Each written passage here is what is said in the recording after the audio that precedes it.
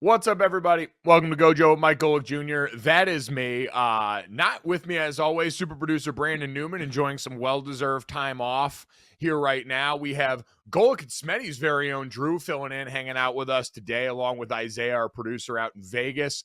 My father, Mike Golic Sr., is still here, managed to show up. And for those of you watching on the YouTube audience, which, as always, download, subscribe, rate, review, leave us that 5-star rating. Check us out on YouTube and DraftKingsNetwork.com, wearing various shades of green on a Monday today. Dad, how you doing? I'm doing well. It's been an interesting, weekend compared to, we had our Golic Family Foundation golf tournament a week ago. You were in for the week. Sydney was in for a little while. Chris's mom, my mother-in-law, was here for about 3 weeks. Jake, Jenny, and grandson Jackson and dog Chip were here for like 3 weeks. So this was the first weekend in a while there was nobody here. So I watched a whole lot of men's golf, women's golf, Formula One racing, and Wimbledon. A lot of tennis as well, which led me to, with last night when we were doing our meeting, a question I brought up that I'll bring up at some point, and watching the men play and just how friggin' hard they hit a tennis ball started making me think of comparing sports. So yeah, that was my weekend of just kind of sitting around and watching a ton of sports when the house all of a sudden is empty again. Yeah, it's amazing what it's like having your life back to yourself after having to herd cats for a few weeks there. And probably good timing on that. We've got a great show, as you mentioned. Plenty of went on. We'll get to some of Wimbledon and the question that prompted from Dad. We will get to college sports having a decidedly normal weekend with Bob Huggins and what's gone on with Northwestern football. Dear God. Wow. But Dad, this is also a big week now, too. Did you use any of the time to get out on the golf course? Because it's American Century Week. You're getting ready to go golf with all these celebrities and famous people in Tahoe. I know you talked about being less nervous after seeing Mahomes and Travis Kelce and those guys go hack it up.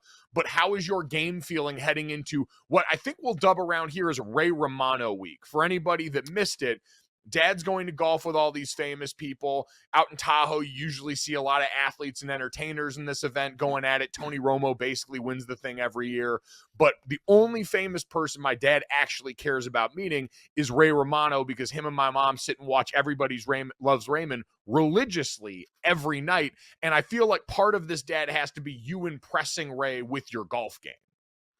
I listen, I just want to meet him and hope he's a good dude. You're right. It's like, be careful with those people you wish to meet of how they are. Cause me and your mother met a group out in, I won't name names, out at the Pro Bowl years ago.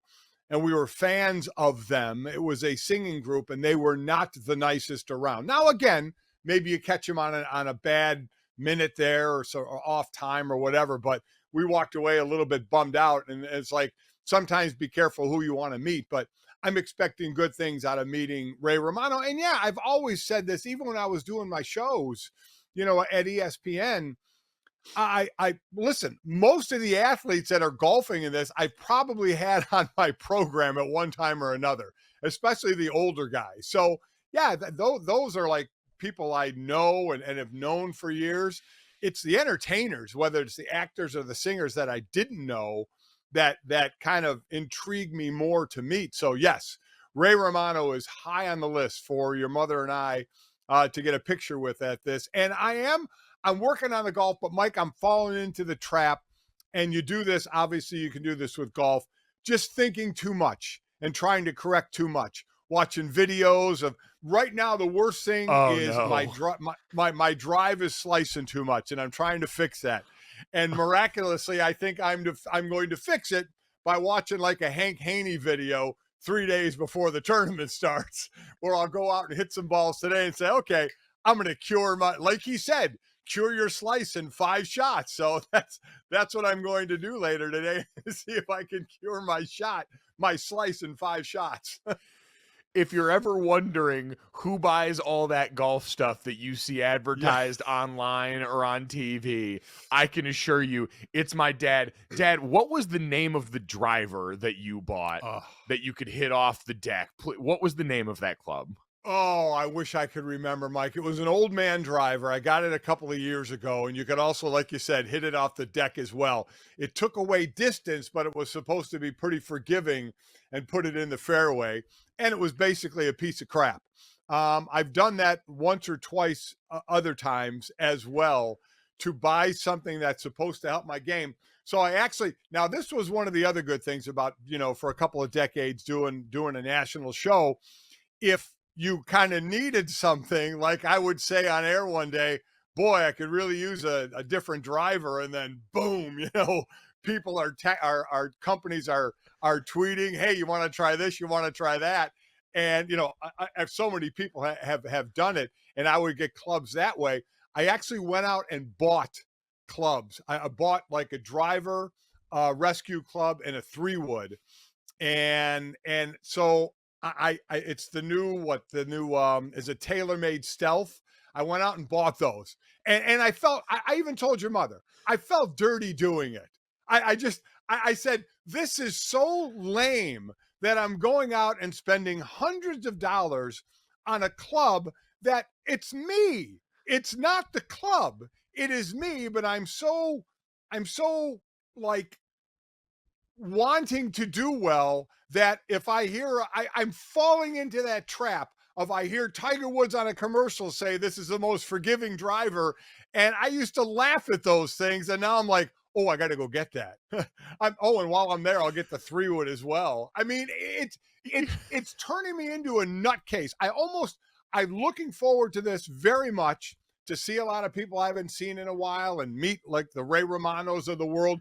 But there's part of me that almost can't wait till it's over, because I don't know how I'm going to golf. I've never golfed 4 days in a row, and one of those is a Pro-Am on Thursday, and then I have to golf 3 days in a row of competition and walk all 3 days. I've never walked. And now add to it, I've got Stugotz as my caddy on Friday, and God knows how long he'll even be on the court. Yes. How about that little tidbit? Stugotz, who has been to this event and played in some of the Pro-Ams, he got it. All of a sudden, I get a text from an NBC official and Stugotz that says, hey, Mike, it's all been approved that Stu can be your caddy. I'm like, what? Stu's my caddy? Stu's like, oh, yeah, I've golfed on this course like 4 times. I know it. I said, no, you don't. You don't know it better than a local caddy. I need someone who's a professional and knows what the hell they're doing on this course. And now, yes, I have Stugotz, who, Mike, A, isn't going to carry my bag for 18 holes, and B, won't even stay with me for the 18 holes. He is going to disappear, to which I had to text. I'm sorry, I'm ranting about this. I had to text the NBC official and say, listen, when Stu leaves me, and we both know he will, what am I going to do? I said, I got 2 bad shoulders and a bad knee. I'm walking is already going to kill me. Now I got to throw the bag on my back. Real first world problems here, but I can't do that.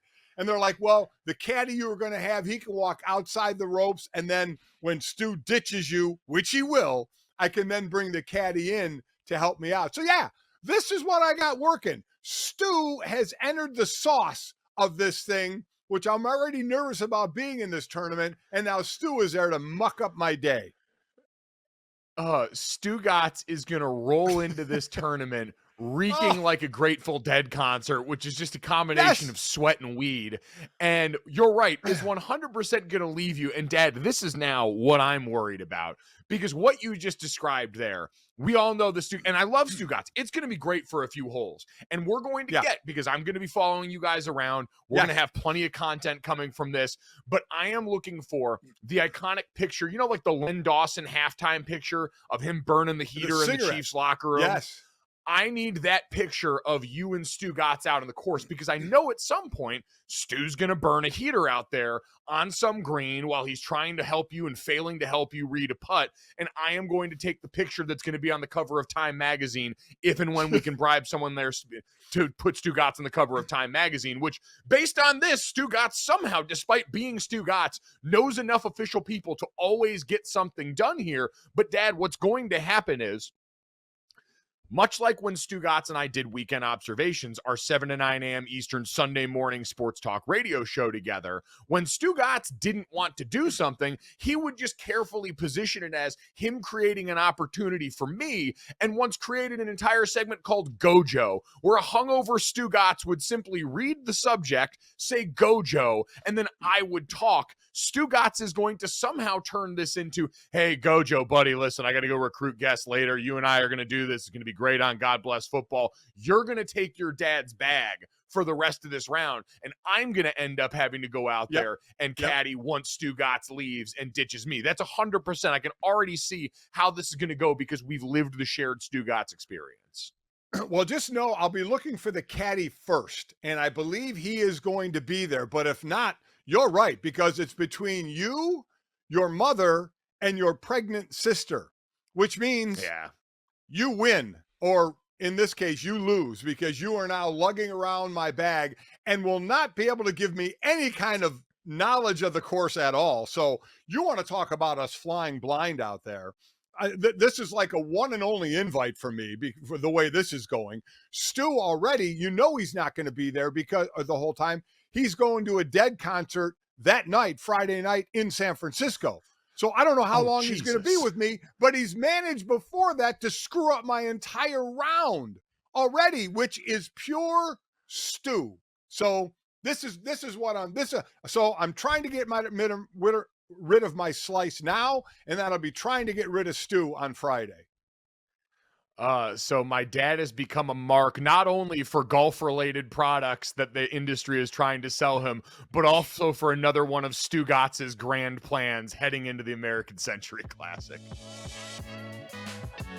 So, Dad, speaking of going back to away from the Stugotz portion of this conversation and back to be careful who you meet as far as the celebrities that you enjoy, you think Victor Wembanyama and his camp had a little tinge of regret with how they handled that whole Britney Spears situation after what was clearly the Britney Spears curse infiltrated Victor Wembanyama's first game in Summer League as a pro, where he went 2 of 13 from the field? Because I feel like, one, huge missed opportunity by the NCAA not playing toxic at some point during the proceedings in that game. Shame on them for that.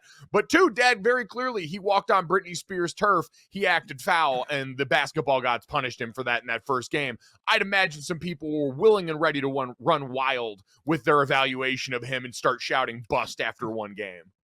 And it just goes to show you it can be guilt by association, because Victor didn't really do anything wrong in the Britney Spears situation, right?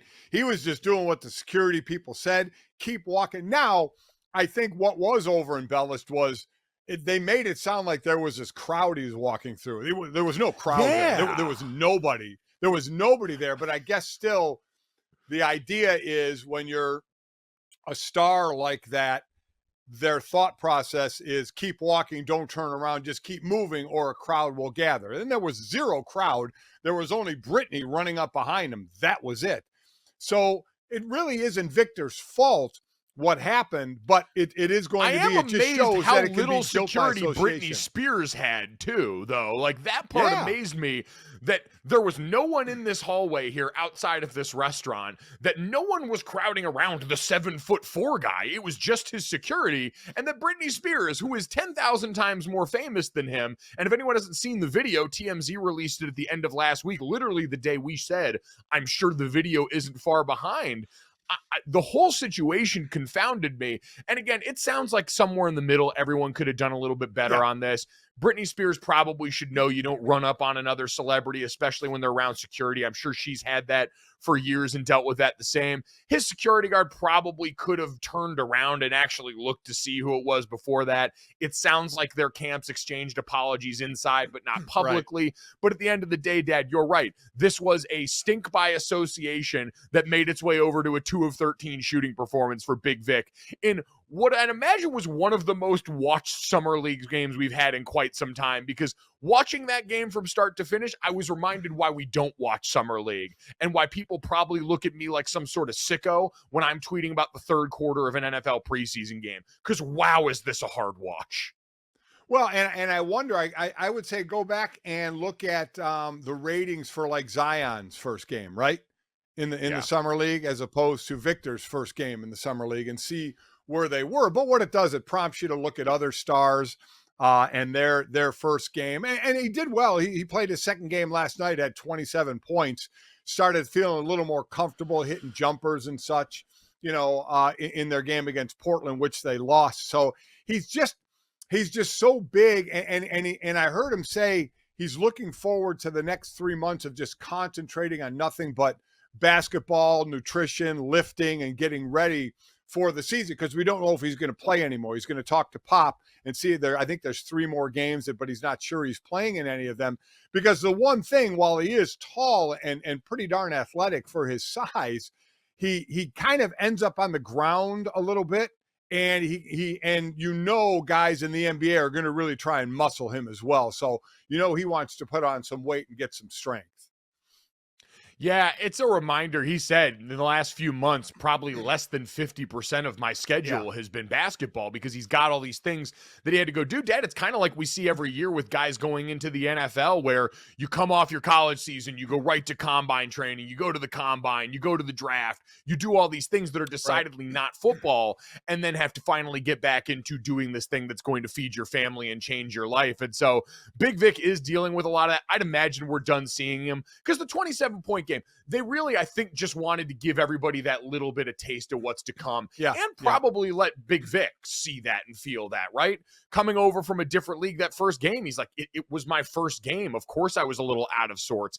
And he's playing with people that are markedly worse than the players he'll be playing with. Like, it's very much like NFL preseason game. You see a bunch of guys that are just mashing down turbo on the joystick, going 100 miles an hour, trying to get theirs in the name of making this roster, as Victor Wembanyama's trying to make the right plays, executing some really good passes, going out there and hitting some step back shots in the second game. So you let him get enough of a taste, and then you get him the hell out of here before anyone goes too wild with this, because, Dad, lest we need a reminder of how little Summer League actually matters, I was going back, like you said, and looking back some old scores of debuts of guys in Summer League, right? Like LeBron James, I think, went for 14, 7, and 6 in his debut. Kobe Bryant famously had 27 points in his first Summer League game. Tim Duncan went for 14, 8, and 3 with 2 blocks. Speaking of another Spurs legend. But seeing this write-up from ESPN.com about James Harden debut really just cemented it here because of the other name that they brought up. The quote was, James Harden, the 3rd overall pick by the Oklahoma City Thunder in last month's draft, had 19 points and 5 rebounds Tuesday night in the most anticipated matchup of the 5-day Orlando Summer League. But Tyler Hansbrough, the 13th pick by Indiana, was even better. With team president Larry Bird watching from the baseline, Hansbrough scored 23 points, hit 2 threes, and led the Pacers to a 91-88 victory. And we know how both of those careers went. So it's a reminder for everybody. While we'll spin the wheels on talk shows talking about Victor Wembanyama and overanalyzing this, it doesn't matter even a little bit. No, it does not. Not even a little bit. Completely agree. And I agree with you. I think we're done seeing him. I think he got to build a little bit of confidence. And I guess the big thing is got a little more comfortable out there. You started seeing stuff that when we didn't really know about this guy, the casual fan, you got to see the highlights from the team he was with before the draft. You started to see a little bit of that he's got a nice smooth jumper. He does pass the ball well. So you got to see a little bit of that. And I have a feeling that Greg Popovich, his coach, is going to say, okay, we're good. Nice game. Go ahead. And now let's hit that 3-month period that, even as we said, Big Vic talked about, where it is going to be nothing but eat, sleep, and drink basketball. Yeah, call up Giannis Antetokounmpo and ask him, what did you eat and what did you lift to get those shoulders? Because if you go back and look at Giannis when he first came over here and the Giannis we got now, get yourself right on that weight program. We have seen it proven. You could go out here, Desmond Bain proved it, and win with football shoulders. And right now, Big Vic is comically large. He did some go-go gadget stuff that no one else will be able to do, but we need a little ass on there too, Vic. We need a little ass. So, Dad, you mentioned you were watching a lot of tennis this weekend. I want to read you potentially the most tennis headline ever crafted coming out of Wimbledon. This on ESPN.com, to me, just sums up the sport. Wimbledon umpire asks fans not to pop bottles during serve. Apparently, every year during Wimbledon, tens of thousands of champagne bottles are opened, but apparently one chair umpire had enough asking the patrons to not open their bottles of champagne during the serves, which to me brings up two things. One, this idea of in golf and tennis, how sacred the athlete is, that you can't do anything to possibly bother them during this, even though we played in a sport where you've got 80,000 people screaming at you while a 300-pound guy tries to tear your head off, but no one seems to care all that much then. And then two, the fact that these people have readily available bottles of champagne they can just bring to their seats. I mean, and it's not like where he could easily just say, he or she, whoever the umpire is, just say, hey, listen, let's keep it down during the serve. No noise during the serve.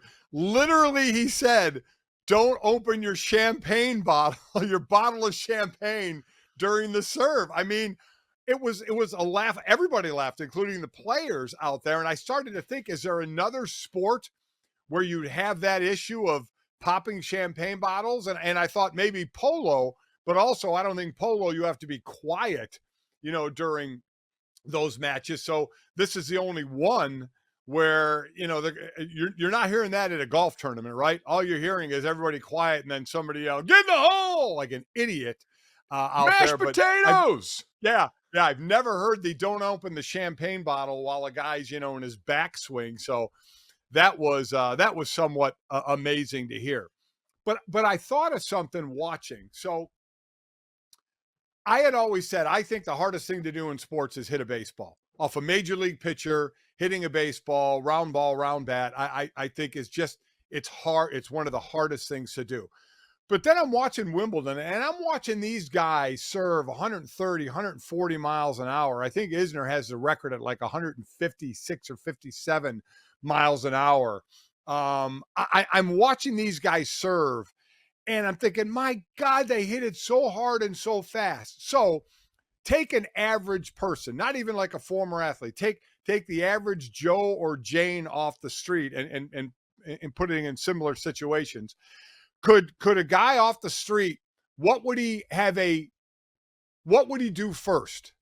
Actually return a serve in play or hit a baseball off a major league pitcher in play? Now, for either one, I got to believe you're either just sticking the bat out or sticking the racket out to try and hit the ball, because you're not taking a full hard swing at a baseball, I think, and making contact, and same on the tennis court, the average person. So I'm wondering, and I think I know the answer. I think I know where I'm going, because I already said I think baseball is it's the hardest thing to do is hit a baseball.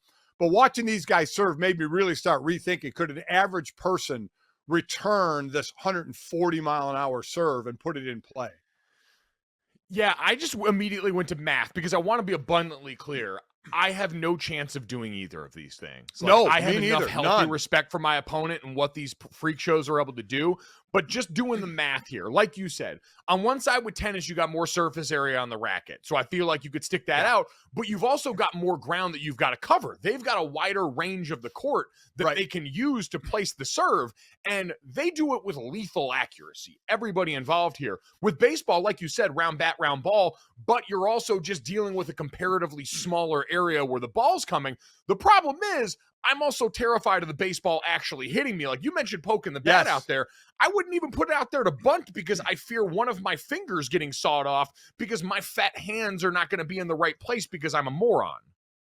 And just know this, that if we're actually doing this and the average Joe steps in the batter's box, where do you think that pitcher is throwing the ball? He's going inside, right? I mean, can you imagine him starting to hook inside and how quickly I would bail and end up on my back to get the hell out of the way? I mean, to make you move. So that, oh man, because that's a good point. The more area to cover, even though you have a bigger thing to hit with in tennis, as opposed you're in a confined space. But man, with the way the pitchers make the ball move, this thing could look like it's coming right at you. And what average Joe is going to just stand right in that batter's box?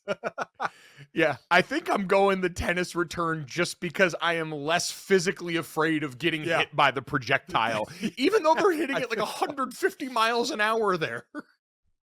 but it's a softer ball than a baseball. It's kind of like, and listen, we've done this we've all done this. If you had a show long enough, especially in June or July, what hurts more, getting hit with a baseball, a lacrosse ball at full tilt, or a hockey puck at a hard shot?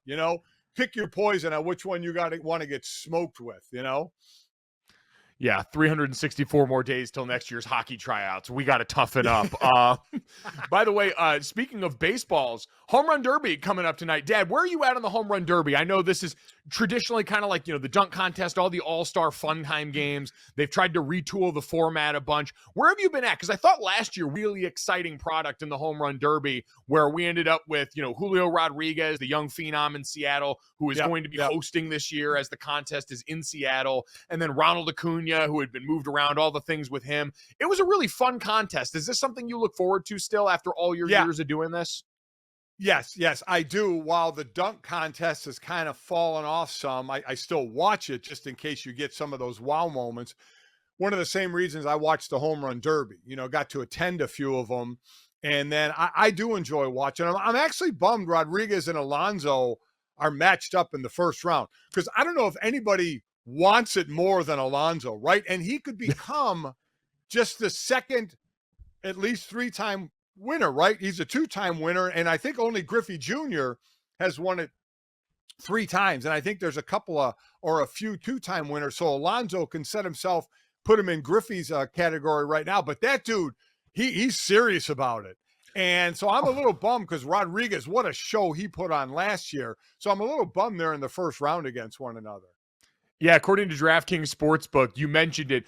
Pete Alonso, you cannot emphasize enough the want-to factor is the odds-on favorite right now at plus 310 on DraftKings Sportsbook. The next closest is Vlad Guerrero Jr., who's also going to be in the contest against Mookie Betts, who is doing it for the first time around.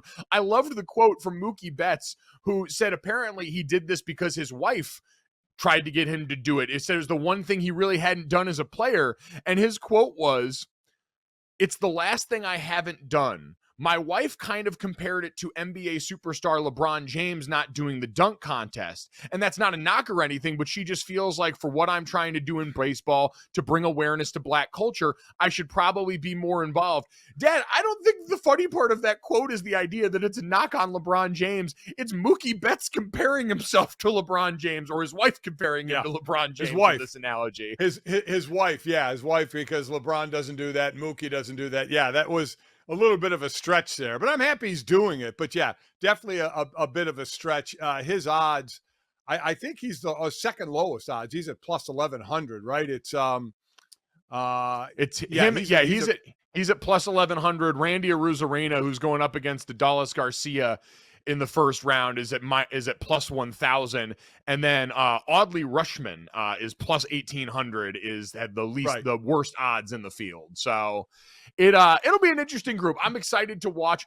Like you said, Pete Alonso, and this just tells you, to your point about interest in the contest and stars participating, the fact that the only other 3-time winner was Ken Griffey Jr. is insane and tells you what this kind of contest used to mean. And now we've got Pete Alonso deadlifting in the dugout, keeping himself fresh for later rounds in the home run derby, which will be awesome to watch. So very fun times, rooting for the polar bear and all those guys. Decent odds, like you mentioned, on Mookie Betts there, if you wanted to take a flyer. He's the 3 seed in the contest. We've got everyone. So the home run leader in Major League Baseball right now, unsurprisingly, is Shohei Ohtani. If you want to guess the Major League leader in some stat at this point, just guess Shohei Ohtani, and you have a pretty decent odd of being right, followed by Matt Olson at 2 with 29. And then we've got Mookie Betts, Pete Alonso, and Luis Robert tied with third in Major League Baseball with 26 homers apiece through the first half of the season, all in the contest. So that should be a ton of fun, Dad. What is not a ton of fun is what's going on in college sports over the weekend, Dad. I feel like we need to address these headlines in tandem because it was perplexing in different ways, right? So over the weekend, you had a pair of headlines, the easier of which to digest, I think, is what went on with Bob Huggins. Apparently, after announcing his resignation from West Virginia as their head basketball coach after, in very close succession, a DUI arrest and also an appearance on a radio show where he made homophobic comments on air on national or on local radio. Apparently is now coming back and saying he didn't actually formally resign, that the resignation came from his wife's email address and thus would not be binding, and is demanding that West Virginia reinstate him in a way that West Virginia has already summarily rejected. And Dad, the only thing I can come up with is, are West Virginia's retirement benefits clearly bad enough to where Bob Huggins feels like he needs to come back and try and pry more money out of the settlement situation from this? I can't look and make this headline make sense. And that's saying a lot, because this whole summer of Bob Huggins headlines have not made sense. So this is a mess. And this is one of those where, as anybody who follows Andrew Brandt on social media, his line of lawyers will be involved fits.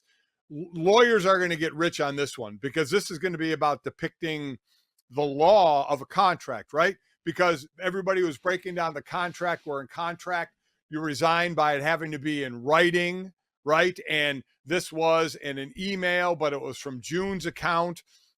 But, you know, if this was our household, my wife and I, we come from the same account. So you were the first person I thought of, Dad. Bob Huggins, huge yeah. wife guy, not having his own actual email that he deals with anymore. It did make me think of you. That was the most understandable part of this, is that Bob Huggins obviously sent this through his wife's email, which is probably the one they use for all official business, and now is trying to use that as his cop-out for, I didn't actually resign.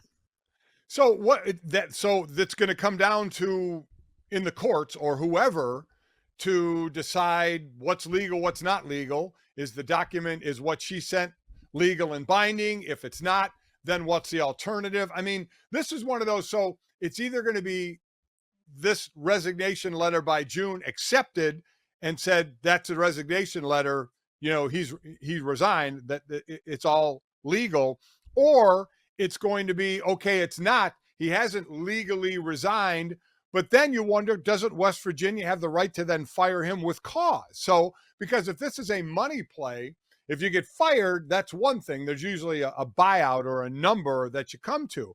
But if you're fired with cause, a lot of times there's nothing. There's nothing that you get. And is the cause, will they have cause with the homophobic comments and then the DUI when he was in Pittsburgh? Will that be cause enough? That's going to be the next thing decided, if in fact it goes there. So I also think it's one of those, Mike, where you have to look a little bit at the lawyers or those representing West Virginia and saying, you know, did you not do a good enough job of making sure the I's were dotted and the T's were crossed? And was it because Bob has been there so long? Bob is from there. Bob went to school there. It's kind of family and comfortable there. Where they just said, okay, you know, this is a resignation letter from June, all is cool, as opposed to a West Virginia attorney saying, no. We need written from Bob Huggins. We need his signature on this thing. I know he's been here a long time. I know we're all close with him. I know it's a family atmosphere, but through the legalities of these things, we need it from him and signed by him. And that didn't seem to happen here. So that may cost West Virginia in the long run. Yeah, that seems to be a case of maybe doing too much too soon and not doing it, like you said, crossing your T's and dotting your I's, even if it was ultimately the only move on the table for West Virginia. Bob Huggins could not coach that team this season based off everything that's happened there. Dad, with what's going on with Northwestern football, there seems to be a case of not doing enough and then having information they didn't expect to come to life. The timeline for this over the weekend is interesting to note. So on Friday, Northwestern came out and announced a suspension for Pat Fitzgerald, the head football coach, for 2 weeks without pay during the dead recruiting period in the summer, which basically meant he went from paid vacation to unpaid vacation during this time period. It came after an independent investigation by the school into allegations of hazing that were made across the football program. The investigation didn't uncover evidence pointing to any specific player or coach, but participation and knowledge of hazing was found to be widespread across football players, Northwestern said in a summary of the investigation's findings. They also didn't find evidence, Dad, that Pat Fitzgerald actually knew about this, but also investigators said there had been significant opportunities to discover. Basically, they said he didn't know, but he should have at some point, being the head coach and with how widespread this was. Fast forward to Saturday, the Northwestern school newspaper, the Daily Northwestern, has reports with recounts from a former Northwestern football player who told the Daily that some of the hazing conduct investigated involved coerced sexual acts, weird acts called, running in the locker room, where reportedly a mass group of players would take the player that was being run into a room and dry hump them wearing masks. It was all very bizarre. And then now you get the Northwestern president coming out and saying, well, maybe we didn't get this suspension right and we're going to revisit it with this information in light. Dad, it seems like the school didn't expect all of this to come out and got caught trying to levy a much lighter penalty, to your point again, on a guy in Pat Fitzgerald, who is their holy grail, who is their, one of their greatest all-time players, Northwestern's favorite son, and tried to give him a slap on the wrist during the football offseason when they didn't think people would care. And their own incredible journalism school and great student paper ended up going and being able to uncover the thing that now might cost Pat Fitzgerald his job, which is an insane sentence to say out loud for a guy I never thought could do anything football-wise. They've been bad the last few years to actually get himself fired there. This one has more tentacles than the Huggins one for sure, because you have a former player who's making these accusations, or a current player saying the former player told him, I'm trying to get Pat Fitzgerald fired, and that's why he was doing this. And that former player saying, no, Pat should be fired, but that's not why I'm doing this. There's a whole lot of he said going on between former players and current players. And as you mentioned, the current players put out a letter from the entire team saying, A, this stuff is being twisted and exaggerated, and B, Pat Fitzgerald didn't know anything about it.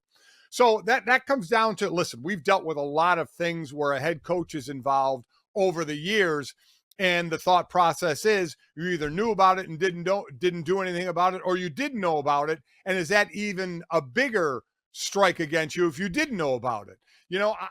How much do we put on head coaches that they should know every single thing that's going on in the program? We put a lot on them, right? It's their program. They're the head coach. They should know what's going on. And the former player, a couple of them, did tell things of signals that Pat was doing during practice that supposedly suggested it was going to lead to some of this hazing. Again, a lot of he said out there. But I'll go with what I said earlier is, what do you, Mike, put on a head coach? Should he know absolutely everything, whether it's this situation or not, everything that's going on with his team? So you either knew about it and are okay with it, or you didn't know about it, and that's even worse, that you don't know what's happening with your program. I would generally think you're responsible, and we hear this all the time, especially in collegiate jobs.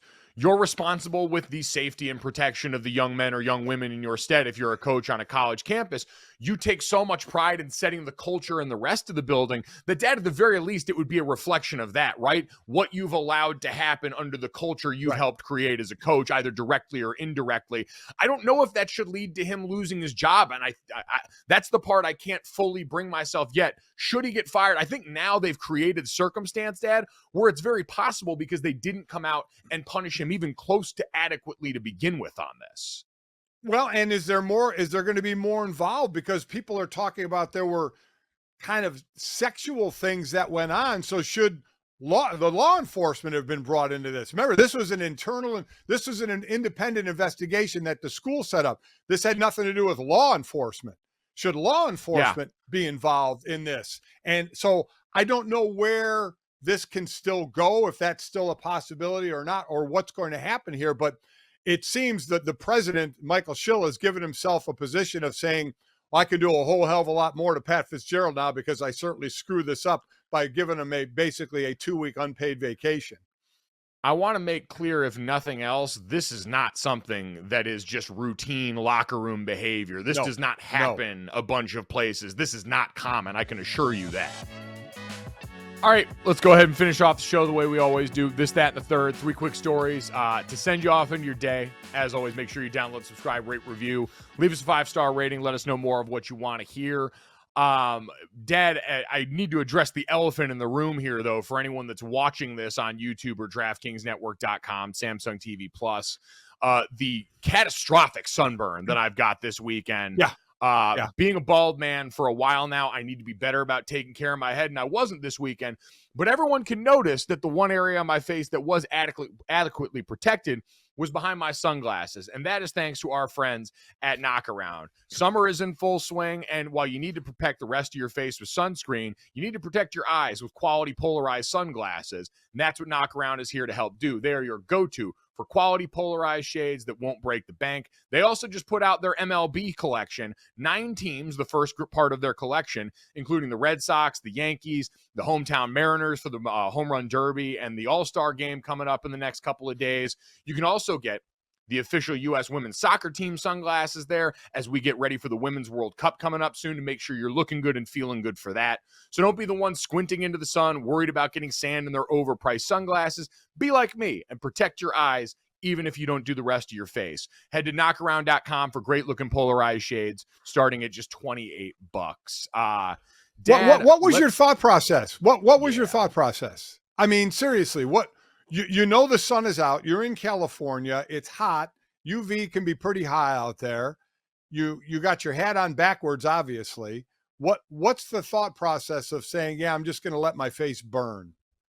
My thought process was this happened when I was out at breakfast and the back of my neck was already crispy from the day before. I thought I'd throw the hat in reverse to give it a little coverage with the bill. And I thought, you know what? I'm only out here for 30 minutes, maybe. Surely that's not enough time to do irreparable damage to my face and give me a weird umbrella looking thing on my forehead. I got to concede Colin Cowherd might be right about backwards hat guys. Clearly there are consequences that come with the backwards hat that I hadn't anticipated before. I thought he was just dunking on Baker Mayfield and some of those guys.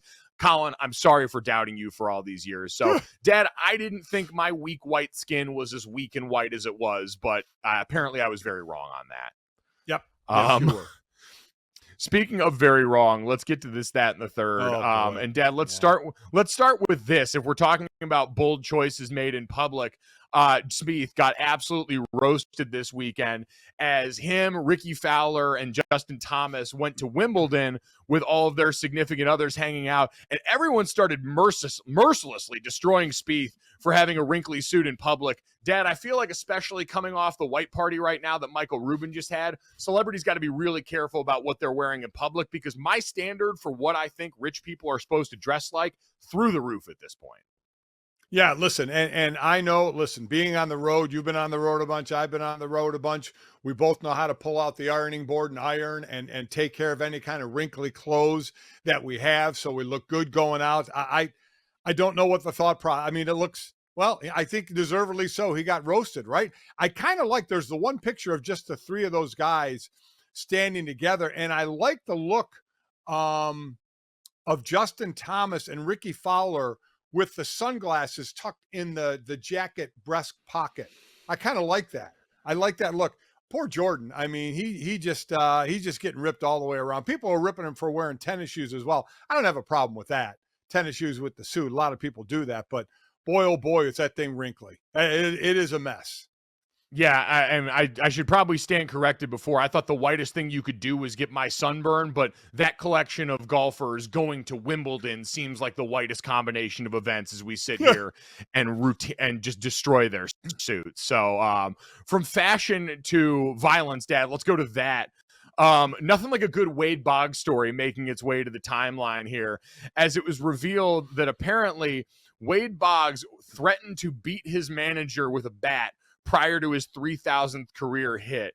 The story came out and Wade Boggs doing an interview when he was down with the then Tampa Bay Devil Rays, getting to go out there for his 3,000th hit. He said that apparently his manager, Larry Rothschild, said, "I'm going to pinch hit for you," to which Boggs said, "Larry, I will go down into this tunnel right now and beat you with this bat." He then went out and crushed a 2-run shot off Chris Haney to become the first ever player to homer on his 3,000th hit. So, Dad, more Wade Boggs folklore making its way out there. This one very unsurprising. There's one way to talk yourself into be able to remain at bat, and there's another way to do it. Threatening to beat your manager with a bat is certainly a way to go, I guess. I wonder how that would be today. This is obviously back decades ago, of what it would be like today if a player actually said that to a manager and that got out publicly like now, what the repercussions would be, if any. I got to imagine there'd be more today. I would think so. Although this is really a testament to the Wade Boggs Richter scale, because obviously Wade Boggs, everyone thinks of the cross-country flight, crushing 73 beers or whatever the number was. Like, that's the Wade Boggs folklore that we all think of. So when we read this, I'm like, oh, this really isn't that crazy, especially given what we know Wade Boggs is capable of. So it's a testament to the reputation that man has built, I think. Yeah, I agree. I mean, he's a hard dude, right? He's a hard dude. I mean, the man had a bit of a temper and enjoyed himself a bit as well. And by the way, I stand corrected. The urban legend is 107 beers. Apparently, Wade Boggs confirmed 73 beers and, just didn't mind when people exaggerated it all the way up to triple digits. So never let the truth get in the way of a good story, kids. No. That's the moral for today. Dad, let's get to the third with some actual current baseball here, and maybe a guy that can one day make Wade Boggs proud. We had the Major League Baseball draft last night, and Paul Skeens and Dylan Cruz go 1-2 off the board. The two LSU teammates that are fresh off winning the Men's College World Series become the first pair of teammates to ever go 1-2 in Major League Baseball draft history. The Pittsburgh Pirates had the number 1 overall pick and took the hard-throwing pitcher. Dad, Paul Skeens, we got to talk about during the College World Series. 6'6" mountain of a man, former Air Force baseball player as well, a guy who actually moonlighted as a catcher there too. Came out throwing triple-digit gas during the College World Series, was named the most outstanding player of the College World Series, and as we heard the rumblings start to build during that, now gets the payoff of going number 1 overall. And, Dad, there's a lot of people that think he could be a guy that gets called up to the bigs as soon as 2024 and gets going helping out a Major League roster. Yeah, you mentioned he and Cruz go 1-2. 2 times teammates went 1-3. But never 1-2. So that, as you mentioned, this was a first. Very cool. The other hell of a power hitting center fielder in Cruz, what he's able to do. So we'll see what he does in Washington. He was a big Bryce Harper fan, watching Bryce play out there. But Skeens was fun to watch. A big man. As I said, I brought it back to a guy that was in your draft class, Kyle Long, who was actually a left-handed pitcher at like 6'7" out of high school and pitched at Florida State. Before going back to football. I just can't imagine. We talked about hitting a baseball off a major league pitcher when that major league pitcher is 6'6", 200 and some pounds, and just throws unbelievable gas, of how frightening if you're in the batter's box and you have to stare at that as that's leaning toward you and just releasing that flamethrower at you. You get a lot of leeway to pitch very aggressively, because then on the other side of that is, all right, you want to do something? Charge the mound. Let's see what happens. Yeah. I can't imagine there were a lot of people, especially back in high school, signing up to charge the mound for Kyle Long. And I'd imagine Paul Skeens probably puts that same level of fear, or at least, I shouldn't say fear, because these are all grown men, some big, powerful boys, but a healthy respect for the business decision that you are likely making if you were to charge the mound in that particular setting. We appreciate everyone making the business decision to check out this podcast. If you enjoyed it, make sure you download, subscribe, rate, review, leave us a 5-star rating. Check us out on DraftKings YouTube and DraftKingsNetwork.com. Thanks so much. We'll talk to you tomorrow. Go. Boom. Money in the bank.